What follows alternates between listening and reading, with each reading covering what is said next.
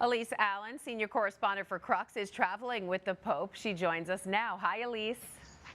Hello, Christine. So, Elise, we mentioned earlier that this is Pope Francis's first trip since his hospitalization. I know he joked on the plane when he was asked about his health. What did he say, and how is he holding up? You know, that's a good question. I think that's something all of us were very anxious to see, was how he would handle this trip after his hospital stay at the end of last month. He looked energetic and enthusiastic this morning on the plane. In the past, for the past few flights, we've had to go up to greet him because he's been unable to walk back to greet us and to stand for that long.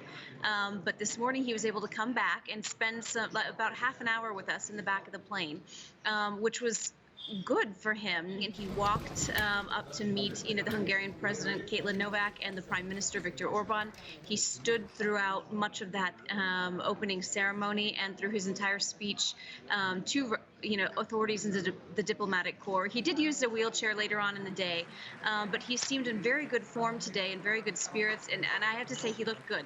That's great to hear. And he did bring a pretty strong message on migration to the government leaders that he met, including Prime Minister Viktor Orban, who has called himself an anti-immigration politician. What struck you the most about the Pope's speech? Well, the Pope had a lot of different messages that he was trying to send today in his opening speech, and certainly the point of migration was one of them. He was very insistent on the need to be welcoming, and he said it's really the Christian attitude, and he sort of drove that point home in a very Hungarian way, right? Because he invoked one of their most famous saints, the first Hungarian king, Saint Stephen. So he's the first Hungarian king, but he's also a saint of the Catholic Church, and he cited several passages of St. Stephen's writings when he talked about the need to be welcoming and accepting of the stranger. We don't turn away people in need. We welcome them and we embrace them. And he said that's really not only part of Hungary's history, and it's not only part of Hungarian society, and their hospitality. He said it's really, it goes back to the roots of Europe. Europe is a place of welcome, and he really stressed the need to continue to be welcoming. He said this is really the gospel attitude. He said if you are Christian, you will welcome the stranger and those in need, and if you don't, you're not really a Christian. So it was a very strong message with Viktor Orban standing right there. He talked also about the need to,